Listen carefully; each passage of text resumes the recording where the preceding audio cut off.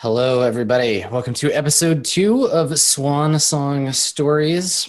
I am joined by the lovely cast. Let's check in and see what everybody's been up to in the last week. Kaitlyn, what's going on? How you doing? I'm How's great. Metal Gear? It's good. But I got to this point where I'm fighting Vamp. The thing is that he doesn't die. Yeah, sick, dude. Spoilers, he's a vampire. But and my chat keeps telling me they're like, JP hated this part so much. JP just hated this part. So I don't know. Okay. Honestly, like my strat, because like, you know how a lot of Metal Gear bosses, they have a trick to them? Yeah. They're like Warcraft bosses, right? Like once you figure out how to beat them, they're not that hard. Yeah, my strat right now with Vamp is actually to just kill him over and over and over again. Even though he just revives. And that's my strat right now. One way. Yeah. Who needs to learn lessons? Just do the same thing over and over till it stops. That's Metal Gear 4, right? Yeah, 4. So you're just gonna go straight to 5 when you're done with that one? No, I'm gonna do Peace Walker, then the riding game, and there's one I'm gonna miss. But Are you playing them in release order or Yeah, not release. chronological order, right? Because they're all over the place. Yeah, I thought about playing them in chronological order, but if you have already played Metal Gear Solid 1, you already messed up. So Right. Wait, Peace Walker is the one that was on PSP, right? yeah, I have this HD collection, so it has a PlayStation 3 Ah, port. Yeah. Gotcha. Okay, that's what I was asking about. Did Like, you do virtual missions? Did you play that? I did some of them for Metal Gear Solid 2 with Raiden, but I Yeah. didn't go back and do them for the first one. Like I kind of like they're fun for like mechanics and stuff like that, but there wasn't really much else to them, so I just stopped. Because, Yeah. I mean, Yeah. I think people underestimate how many Metal Gear games there are. Like a lot. there are a lot of Yeah. Metal Gear games. Are you gonna play the Nintendo ones or the Famicom Disk NSX. System ones? yeah, I'm gonna play those ones eventually. Sweet. That's awesome. Yeah, the very first Metal Gear has that awful translation of the guy saying that he feels asleep.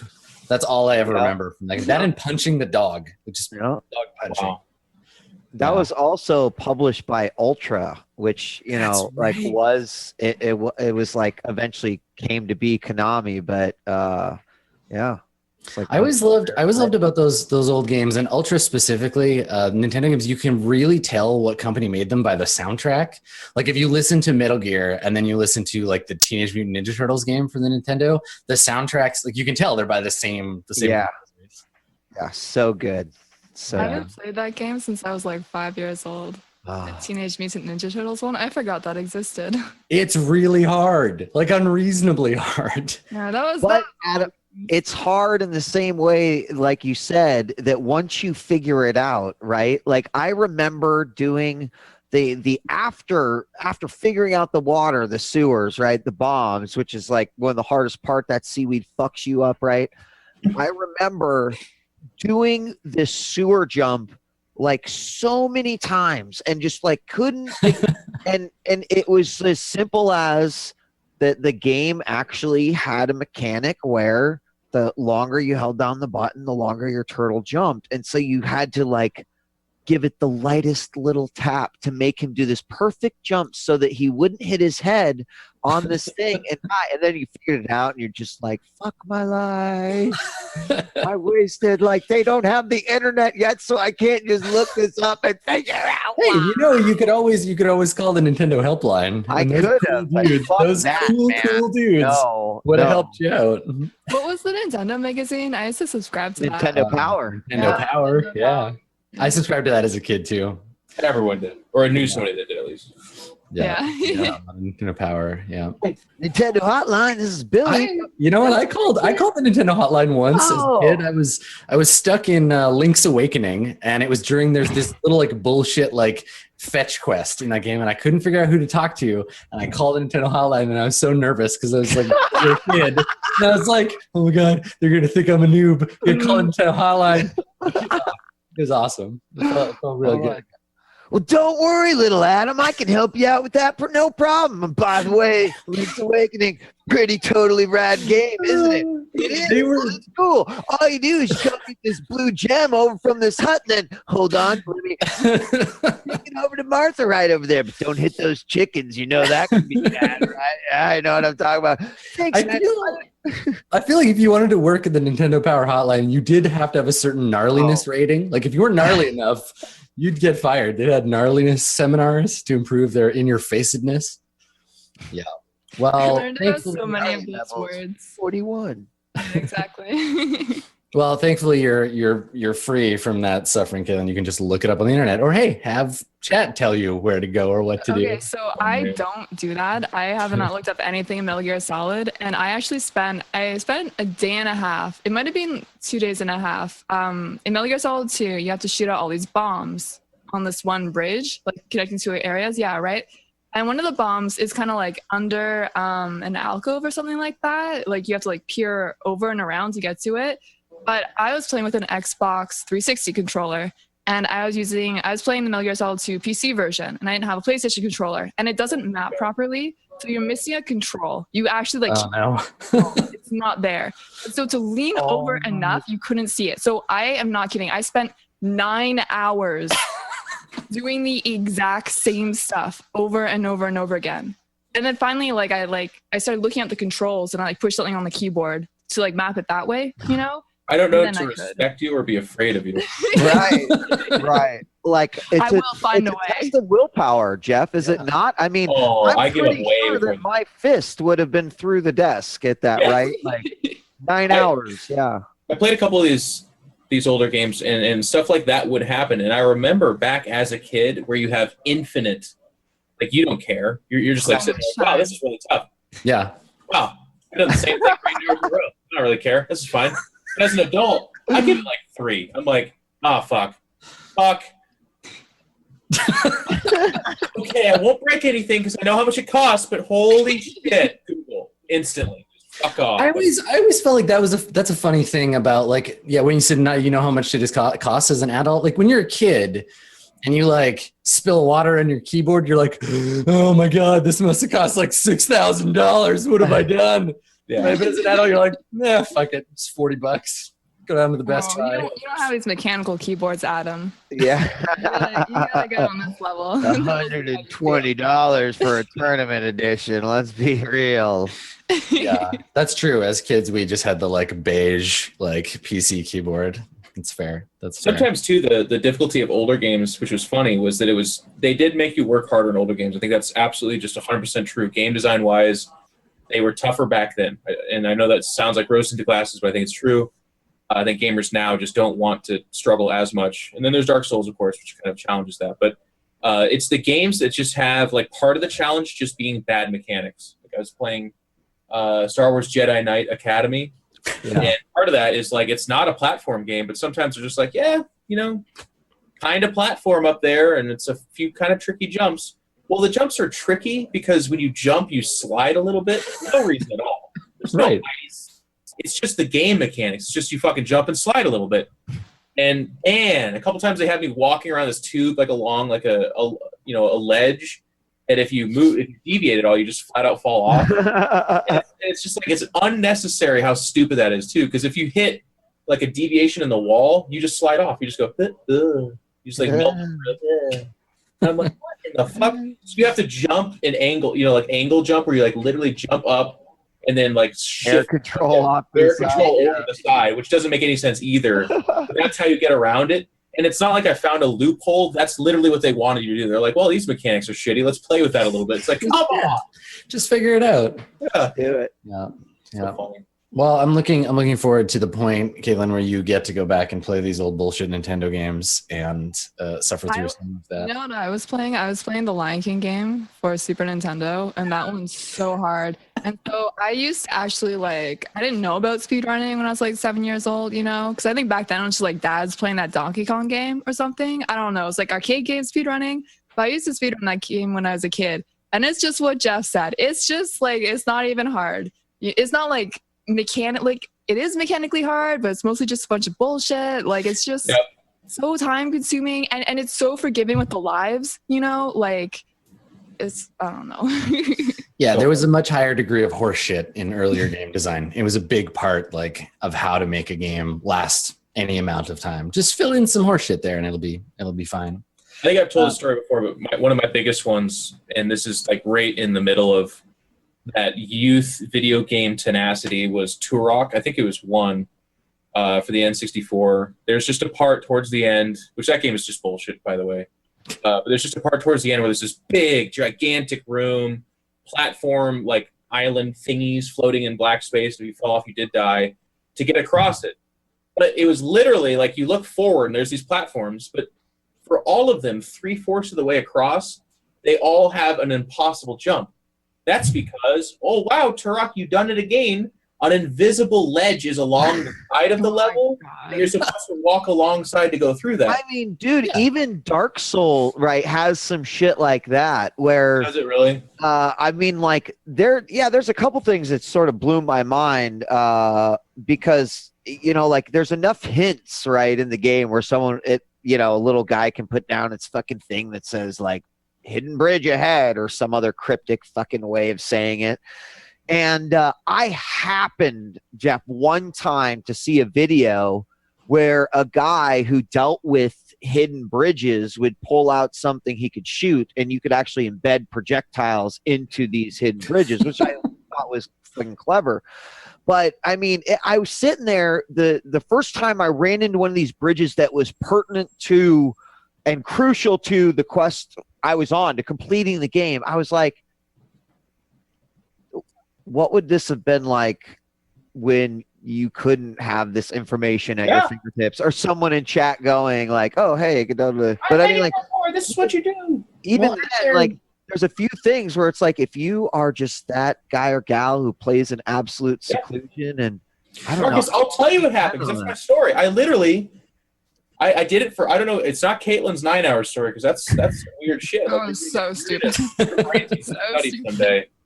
But let's call it 3 hours, maybe 4. Something stupid of me, pop, pop, pop, look around, pop and die, and be like, fucking what? I'm like 13 or 12 years old. But the moment, this is eons before streaming, there's no one in the room with me. Right. I explicitly remember this moment of just me being like, looking at the room, being like, like literally 3 hours later, what the fuck? And I'm like, all right. And I did that thing you do in video games too, you just walk into all walls, just like walking into all walls, mashing the activation button, walking. It's like Doom, right? Like to find the secret doors in Doom, you just butt against a wall. So I'm doing that. Rub on the wall, just get your foot toes on the wall, edge of it where the cliff is, and then I start walking over. And I remember I did the entire walk with this look on my face, just like I wasn't even happy. It wasn't cool. I was just like, this fucking game. I was like, it's lucky the rest of this game is pretty cool because this is stupid as shit. That's what happened, man. Yeah. Adult Geoff quit. Adult Geoff would have quit right away. Or, I mean, Googled it, obviously. But if, like, Adult Geoff back then, let's teleport myself to that time, I would have done it for, like, 20 minutes and be like, all right, never playing this game. Gonna go play Madden 64 now. Fuck off. Like, that's right. Gonna ride your bike down to the 7-Eleven and read a copy of EGM and then go back home again. Yeah. Well, I mean, thankfully games have evolved past all that horse shit, and they're all perfect and great now, right? Good for us. Almost. And especially starts with that number. Yeah, that's right. Role-playing games are free of any of that horse shit. I don't know. I played Tycoon Quest or Mania lately, and that was a shitty made game. You know what I mean? I think it would have been a good game if the level designer hadn't been such a giant quitter. You could tell he just quit when it was starting to get good. I spent 2 hours in that game trying to figure out how to build lamps. And Steven said he'd help me, but I forgot. I couldn't figure out how to put lighting in the park. So people don't need lights to enjoy roller coasters. Yeah, in fact, they're way more fun just off and scary like that. So I know it only aired yesterday, so we probably can't talk about it yet. But did everybody watch Game of Thrones last night? Nope. Yes. Did you watch it? Kaitlyn, yes. Are you a Game of Thrones watching type person? The only Games of Thrones I've ever seen was everyone was talking about the Red Wedding. Mm-hmm. So I watched the last 15 minutes of it so I could get it. I guess I got it. Yeah, let us I don't watch it. Yeah. Well, all right. Well, we won't talk about it. I will just say this, and I think you'll agree with me. the Lady of Bear Island is the coolest character who's ever been on the whole show. Oh, I'm in with that. That was pretty great. There's so much to love about that episode. I think I won't say anything about the episode. All I want to say about Game of Thrones is that it is really sad to think that there are, I think now 12 or 13 episodes remaining. Like that's it. And so they're ending on Really, this? that few, huh? I thought it was going to be like another full season and then like a half season. They are claiming that at the end there's what's left in this season, and then they're only going to do 7 episodes for the remaining season, is what I understood. Dang.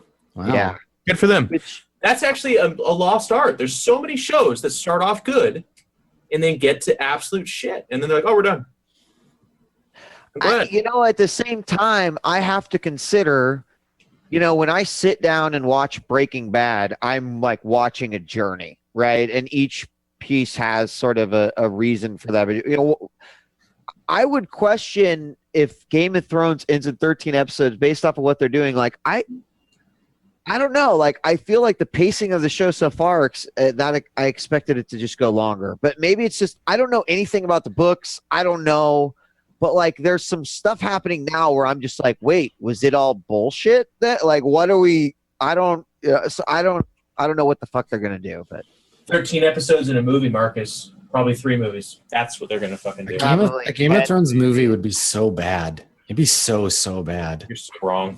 You know you're wrong. Even as you're saying, imagine. you're like, that's wrong. You're like, that's wrong.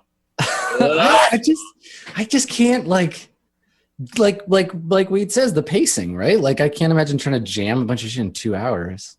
No. I know. Yeah. You'll be just giant zombie dragons and White Walkers and magic fireballs flying around, and then stone golem dragons built off of fire and sacrifice and blood. Man, you like that shit? They should make a movie out of Warcraft. That'd be cool. Yay!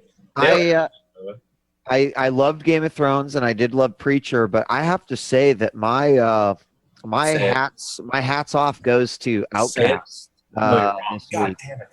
No, Outcast. Terrible man, Marcus.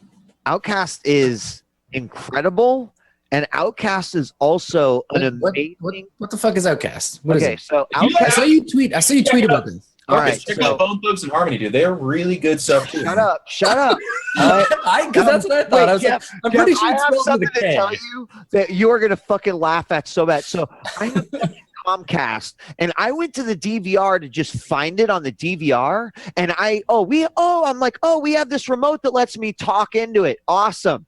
Find Outcast on Max. You know what fucking came up in the fucking search bar? Yeah, Outcast with a K, and I was like, "Are you for real, Comcast control?" Anyway, Comcast, what's cooler than being cool? So Outcast is a comic series by Robert Kirkman. It is drawn by Paul Azaceta, who is fucking awesome artist, by the way, and it is so far about possession. Right, it's this really interesting sort of possession story, and I think he was about 7 issues in, and this woman came to him and said, "I want to make this a television show," and he was like, "All right, cool, let's do that, but of course, let's do it, Kirkman way." So when they pitched Outcast to the producers weren't like, all right. All right. No, I don't. You can do this forever, Adam. I know. I'm gonna keep going. So ladies. Yeah. Sorry, So- Wade. Go ahead, Marcus. No, it's okay. It's okay. So getting back to it, Outcast is an amazing example of how you can take a comic or a graphic novel and almost shoot it frame for frame and word for word and make it fucking awesome. It's crazy good. It is crazy. Nice. Because I mean that's kind of why Watchmen was so terrible, right? Because up until the very end, it's like a literal kind of shot for shot without like realizing that movies and comics are the same. Are you one of those people that liked Watchmen? No. He just said the opposite, by the way. He What? said I know. That's what I'm saying. So it's like it's nice I seeing love that it. that's possible. Because with Watchmen, it seems like that really Oh. like, hindered it. Well, Okay. I mean, I don't know if it is just smart storytelling on the comic side. Like, I'm sure, yeah, there's plenty of stuff I read that I'm like, this wouldn't work, right? And of course, Outcast doesn't necessarily have fucking people flying around and blowing shit up. It's a real life, right? So it's a little bit easier to recreate. But I feel like people say it can't be done, or I feel like people say that's not what fans want. And I'm like, no, fuck you. As a reader of Outcast and someone who will keep reading the comic, I love the fact that I was able to watch it a second time, basically following along with the first issue and going like, holy shit, that's awesome. They recreated that scene exactly. Like it's amazing. And of course there's more to it because you're seeing snapshots, the freeze frames. So but it's crazy. So do you think now when people are making comics that the publishers or whatever are like, yeah, but like maybe think about if it was a TV show later and just kind of make it like storyboards so that we can sell the rights to this? I did ask I asked a series of artists that at San Diego Comic-Con last year from Skybound. One of them was Paul Azaceta. And he said, no, I don't really think about it, but there are some times where maybe I will draw something, but that wasn't the way that the writer or, Kirkman in this case saw it, or Sean Martinborough would say the same thing about Thief of Thieves. And so they would like compromise, on different things or use it in another panel right there. So, I mean, it sounds like the way they do collaboration, and a lot of times it's not always in the same room, that I don't think they're necessarily thinking about that much at all, right? Like that hasn't stopped Robert Kirkman from having Negan drop fuck every other word in his comic, right? Yeah. And he's going forward with The Walking Dead, and like that's not something that Negan says at all, right? It's on TV. So if that's any indication, no, I don't know. I wonder how long it's going to be before like an AMC starts their own comics imprint or like buys Image or something. Like how long before those worlds start to cross on like a producer level? I don't know, man. I liked Watchmen up until the end. Am I wrong? I liked it too. No, I agree with you. I actually liked it. Just the very end, it just a bunch of stuff happened at once, and I don't know. Well, did you read the comic? Do you know the way the ending of the movie is different? No, but my friend explained it to me. My friend had read the comic, and so he filled some stuff in too that like the movie doesn't really fill in too well. But I don't remember. I guess the comic was better. Yeah. Oh, I mean, shit, man. yeah, like it's a different media. True. Yeah. For the most part, if you like something on a show or in a movie, a book is better able to give you more details on that thing you like. So unless you're like a behemoth, I don't like reading, it's a better experience for the most part.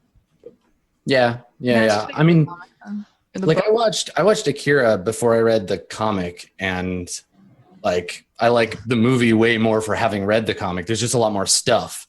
And I think it's true of Watchmen too. Like if you like the movie and then you read the comic, you'd be like, oh, it's the movie, and then all this other substrata of like extra stuff.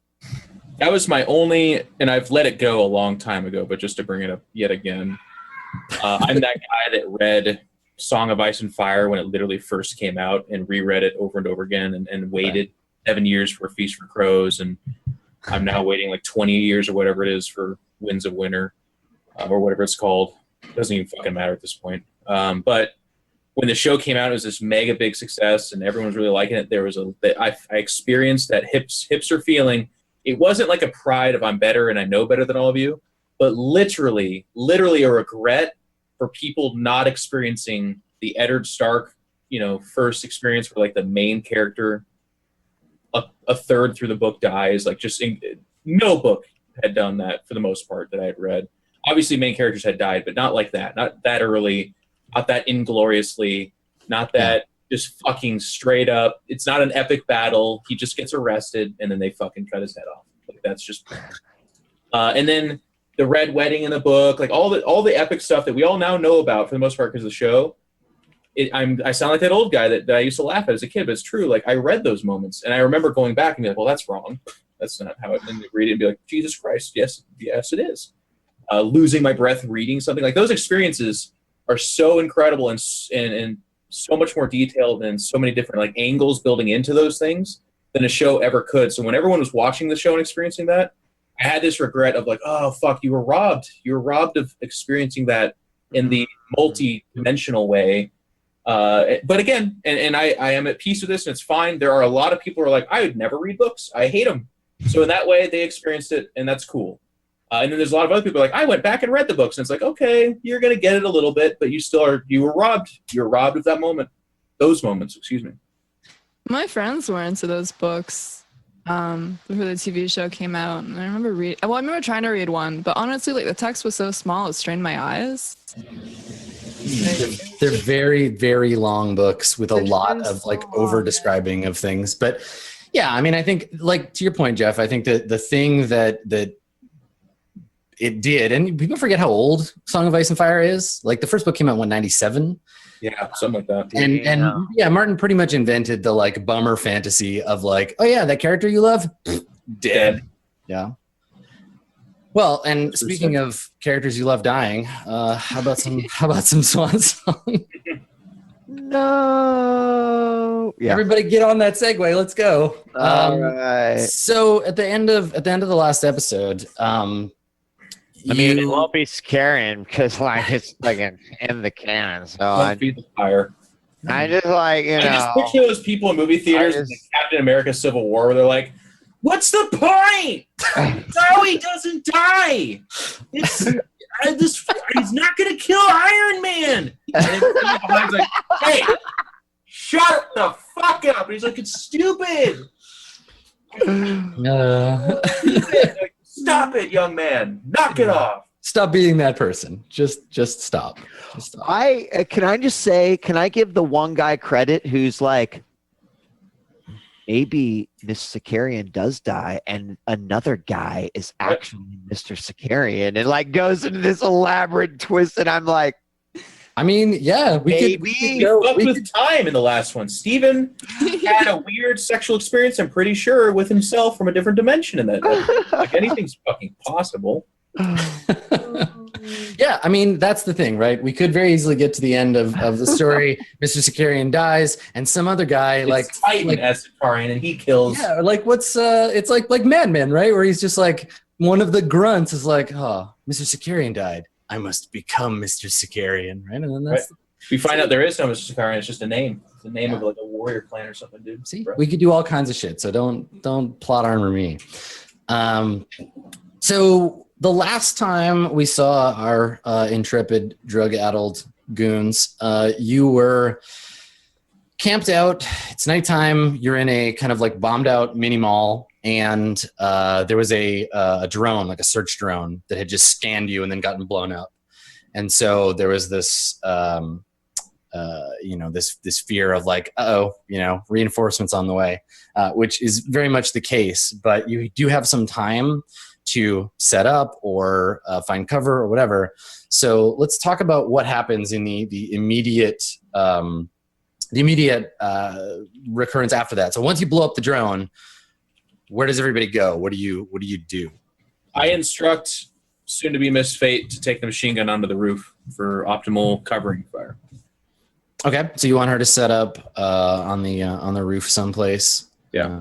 Okay. All right. So yeah, she can do that. She finds a PK-778 finds a location to scout from the roof with good cover. I assume, obviously not like standing on top of a roof that's just by itself. Yeah, just out in the open. Yeah, I mean, she's got some cover from the edge of the building where she can plant the gun. She's not like well defended. There's not big concrete blocks, but yeah, she's got some space up there to keep an eye out. Yeah, we're on the same page. So before we get like too thick into it, like the quick and dirty, we began in the middle of this sort of, I don't know, something was happening. We don't really know even. Marcus wants you to ease him into it. Why we're here, right? I mean, like we were kind of dropped into all of it. What was the drone saying again to us? So you're on a recon mission on Oninsa into an enemy occupied city, loosely occupied. It's been mostly evacuated. There's some military patrols. It's a city of some tactical value. You were meant to scout the outer areas, and then you got ambushed like basically right away. Walked into a trap. There was a fight. And now you're trying to get to the objective so you can radio in to HQ and get in touch. That's right. We went to the stopping point. We heard a distress signal. We went and checked it out. That's where we're at. There was the distress signal. We went and checked it out. It ended up being some Oninsons, some like locals. One of them got killed. Right. Oh, and then right. you stole their Jeep, and then you drove it to the mall, which is where you're at now. And then at night, the mall I guess the royal family has been sending these these surveillance drones out to check out where they think activities happened, and then you stumbled upon one scanning the mall. And it scanned you and then got blowed up. I remember it all now. It's all very clear. Yeah. So I think by the time you send 778 up to the roof, yep. Where do you want the other two grunts to be? 2112 is the comms operator. Yeah. And he's like a little injured still, but he's mostly okay. He can fight. And then SR7723 is another grunt that he's just like an infantryman. And you can set him up where you like, and you guys can place yourselves wherever you want to be in this area. You're in pretty open terrain, so there isn't really anywhere to run to. If you, other than the buildings, right? Yeah, other than the buildings. So you're kind of in the cover that you have now. And just to sort of remind you, it's sort of like a C-shaped, like a mini mall. You're in the parking lot area.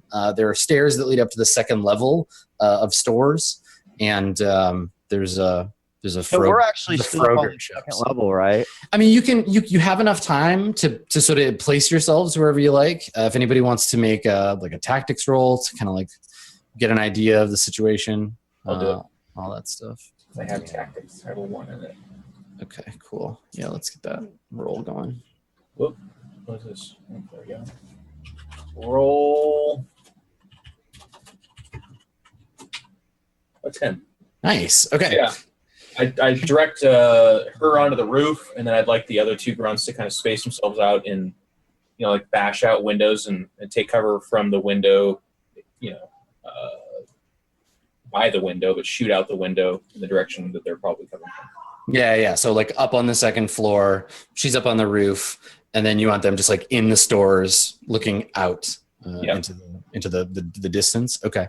But not too spaced because comms has been fairly erratic with jamming and just stuff like that. So yeah. You'll have to shout to each other and that kind of thing. Okay. Cool. All right. So the area, you're already in the most tactically advantageous position. If they're going to be coming at you, they're going to come essentially from above. I remember I rigged the car to explode, so I guess it just stays in the middle of the road. But just keep that in mind for you as the DM. I have the. Yeah. Is it okay where it is? Do we have reason to believe they're going to come from above and not be in trucks? I mean, they use the colonial forces have hover vehicles for the most part. They've got pretty advanced tech, so chances are pretty good they'll send more drones or a drone carrier, something like that. Okay, I still like the truck being at the opening. Okay, they'll come through, so I think that's fine. Yep, And sounds also good. up on the roof with PK. Okay. And there's only 2 stairwells to the roof. The roof access, basically you can see the stairs on the map. They lead up to that catwalk that I've drawn on, and then the roof is above there, and you can get to the roof from the same 2 corners. Okay, but there's no other entrance. No, not onto the roof from the ground floor. Okay. So Fugazi and Lost, where do you want to be?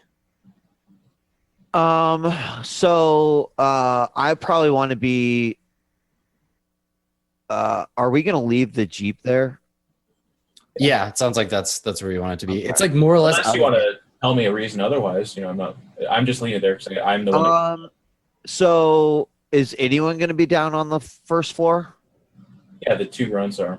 Just the 2 grunts. Okay. Oh, you want them down on the bottom floor? Which layer of the mall do you want them on? The ground floor, second floor? Okay, so these guys are ground floor. Got it. Those are the 2 guys in the north? Yeah, there's 3. You can see them in the bottom corner down here, and then one up in that corner there. Right. Okay. So I guess what I would want to do is probably set up near the stairs, so that I can get to anyone I need to get to. Okay. And so I would actually propose that I would set up an Insta panel, like in front of the stairs, so that I could go up or down as I need to. Okay. So like, kind of like there. I don't know if I can draw on here, but I was thinking more You like should be able that. to. Okay. Yeah. Perfect. Awesome. All right. Cool. And then Mr. Lost, where do you want to be? Yeah, I'm kind of the same train of thought. I want to be on the stairs so I have easy access and so I can see cover. I could even be on the other stairs. Oh, you want to be on the other side? Okay. Yeah, like I watched Mr. Fugazi run over there, so then I wake up in this flurry of dust. I finally come back to, and I just hike it over there. Was I near you? Like, I remember I shot the drone, but was I near where Mr. Lost would be or Fugazi? Yeah, I mean, you have a Well, minute to separate and everything. So yeah, if there's something you need to do or give them equipment or anything, you can. I think then Mr. Lost would wake up to me, like, kneeling over him and, like, snapping, like, are you all right? And I go, "Meow." Just like trying to get the dust out of my hair and come to. Like, you got it? You got the drone? I did. We're going to have company here soon, so you want to take up position. All right. Anywhere you want me? You should back up Fugazi. I think the others are close enough to back each other up. All right. I'll be back there. Okay. Cool. All right. So we see you all scattering and getting set up. And then the scene cuts to the inside of a ship. Looks like kind of the inside of like a submarine. And instead of having windows that people are looking out of, it's like an enclosed sort of box. There's a bunch of displays, and we see an operator sitting in a kind of a harness, like a VR harness. He's got big like gloves on, and he's manipulating an interface. He's got the big kind of like cyberpunk looking like helmet with the visor in front, and we see displayed in front of him the landscape. So we can see like the little building, and it gets the sort of red heads up display showing heat signatures of you guys like assembling on the roof. He turns around and he says in Japanese, so we get subtitles. He says, we have 6 contacts, sir. And we see an officer in the like white kind of like naval uniform behind him say deploy drones, advance at standard pace. And he grabs a holographic control and turns it. And then we see outside panels open up on the side of the vehicle, and a half dozen of these little drones like pop out of the bottom and start flying towards the little mini mall. And as we follow them, we can see in the background a much larger hover vehicle, like a gunboat approaching. Why don't we roll initiative to see the order in which these things occur? And how long has it been since our initial encounter? With the first drone, with our original ambush. It's been like the majority of a day, but you haven't really had a chance to rest yet. Okay. I mean, you got some sleep, so you would get your one hit point back. Okay. That's what I wanted to like. Yeah. How quickly am I going to die is what I was trying to figure out. So thank you. Yeah, no problem. Right. So. One more hit point longer. Yeah, exactly. So do I get a hit point too? Because I was like hanging out in the nail salon. Yeah. I think if you're low on HP, if you're below full, go ahead and mark your hit points there.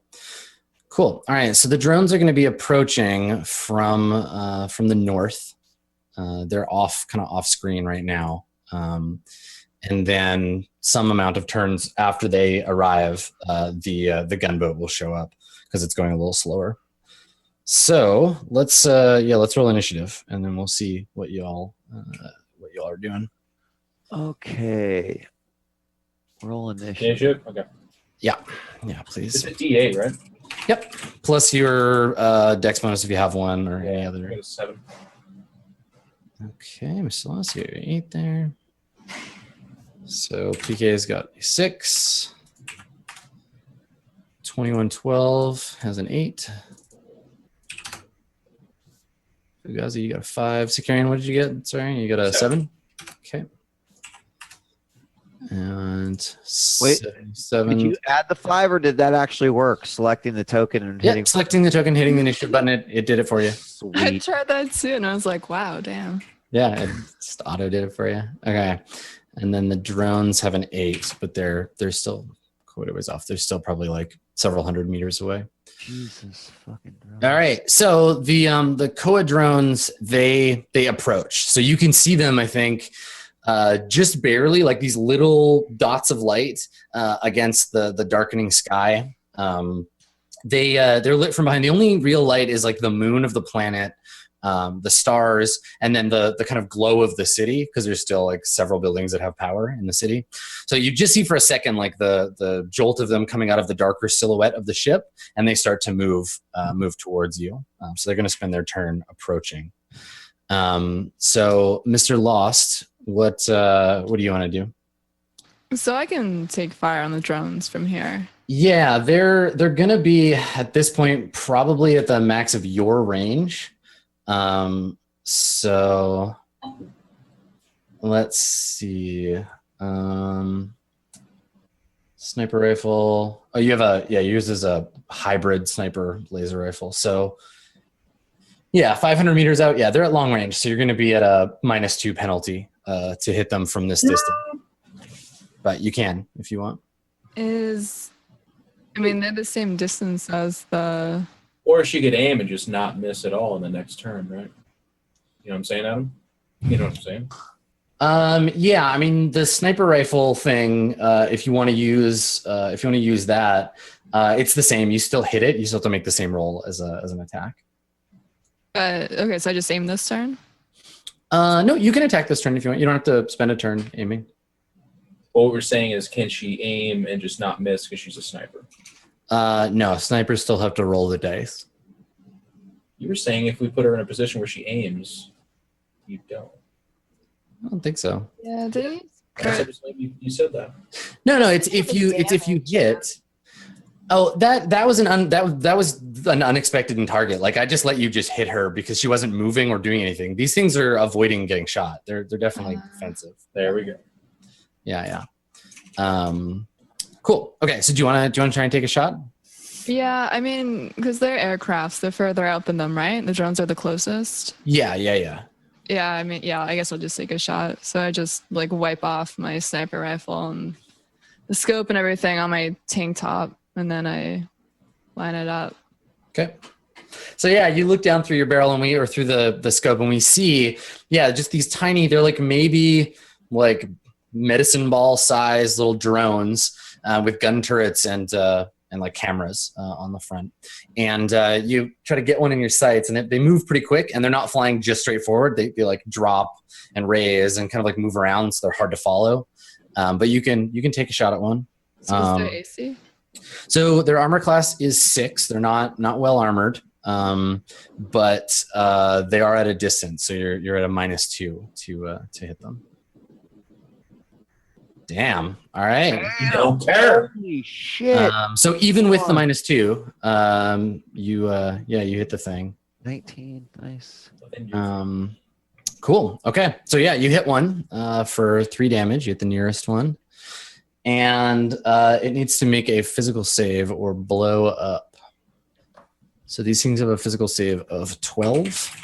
So you have 12 or better. Yes. Okay. So you hit it in the armor. It causes damage, but it doesn't destroy the drone. It keeps coming. Okay. I guess that makes I like get a flashback to Mr. Ass just taking it right away. I'm just like, well, damn. Like I thought it was easier than it looked. Like, all right. Yeah, these ones are not surveillance drones. These are like kill bots. So you don't have to be so hard on yourself. They have better resilience than the previous drone. Cool. Okay, so you tag one of the drones and then recharge the rifle for the next shot. So 2112, he is outside of range of his weapon, so he's just going to hold. Mr. Sicarian, what do you want to do? Same thing. I'm out of range, so yeah. Just holding, and I mean I can see them coming. I believe it. or hear them or something. But Yep. Yeah. You can probably now start to hear the like faint buzzing sound of them. Them flying in. All right. Instructing everyone to take aim then. So despite being out of range, 778 hits knocks the firing pin into place for the gun, slams the gun down on the barricade, and just shouts, "Get some!" and just starts firing laser blasts in the general direction of the drones. She doesn't hit anything, but you can see her gritting her teeth and like lighting up the area with just like a blast of laser fire. I think you see then Zakarian he hears that above, or he's actually next to her. He sees that, he kind of looks over, and then he pulls out like a little piece of paper and just starts to write on a little bit, and he's just like, make sure and find her 1 month's pay. All to the sound of "Get some!" Yeah. All right. So SR-77 is on the other side of the building. He gets on the comms with you, Zakarian, and he's like, he wants to know if you want him to change positions. Yeah, is he facing a different direction from where he goes? Yeah, he's looking south, and they appear to be coming from the north. Yeah, I'd just say good call and have them all reposition along this side, I guess. Okay, cool. So he can move 60 meters because that's all he's doing. So he's going to run out to the stairs. And then, so Mr. Fugazi, you see him doing the roadie run, and he gets, up to the catwalk on the second level. Okay. So he runs past Fugazi and Mr. Lost.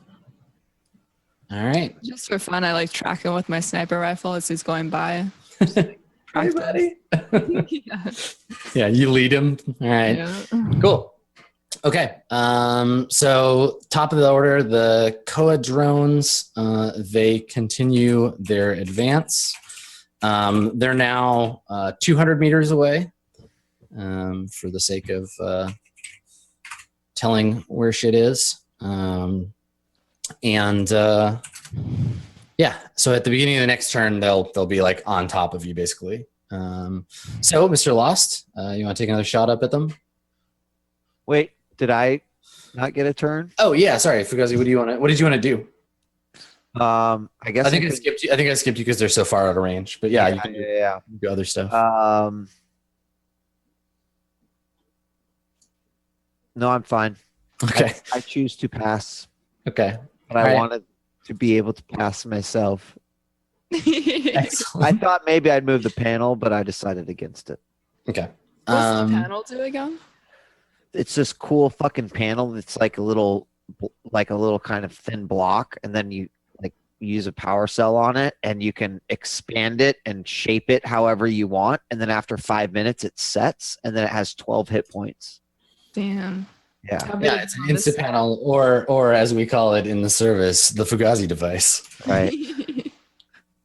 So, Lost, do you want to take another shot? Yeah, I'll take a shot on the same drone. Do I have normal hit now? Yeah, there's no -2 on this one. Okay, so I just have my +1 then. Yeah. And it's still 6, or is it? Yep, so armor class 6. Nice, another hit. Okay, yeah, you detonate this drone. It never makes it to the fight, and you get it in your sights. You can see it, sparking, and you take a shot. Goes right into where you shot it before. Split the arrow and hit it right inside, and it blows up and spirals down, hits the ground. So Zakarian, you and the other grunts up on the roof, you see the drone burst into sparks and fire, spiral down and explode on the ground. I was shout. Oh, you whisper? Go ahead.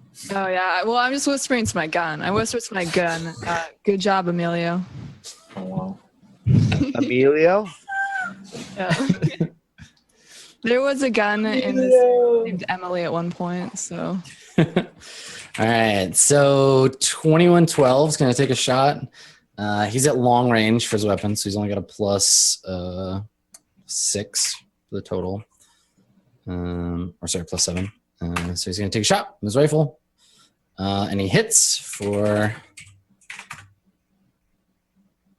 7 damage. All right. So another drone takes some hits. You can see 2112 firing up at him, and Mr. Skarian, you can go. May I fire? Are they in range then? What are you using? Mag Plasma rifle? Plasma projector. No, they're not. 100 meters is the closest they have to be before you can shoot them. Then I just kind of again stare down my rifle. Yeah, holding. Okay. Hold. All right. So PK778 and her heavy machine gun. She's going to lay down suppressing fire. So she basically unloads a huge amount of shots in their direction, and all of the drones will take. Let's see, 3d6 divided by 2. Okay, so they'll take 3. All of them will take 3 damage if they fail physical effect save. So 1, 2, 3, and 4. Okay, they all roll really poorly, so they all take a little bit of damage, except one of them that only takes 1. All right, so they have to go into a scatter position as they come flying in, because there's just this hail of laser fire. And with a quick glance over at 778, you can see the energy reading on the side of her, like the pack that powers the gun, just going like sinking dramatically. Like she's gonna run out of ammo very quickly. Fugazi, it's your turn. So we there are 4 left. Yes, there are 4 left. Some of them minorly dinged, and they're about to come over the wall and be able to shoot at like you and Mr. Lost, and yeah. So without like necessarily gaming it a little bit, is there any chance, like just because I'm sort of where I'm at, that I might, just kind of be assessing the situation and could be alerted early to this impending gunship that is approaching? Yeah, you want to try to spot the gunship from where you're at? Or yeah, make a perception roll. okay.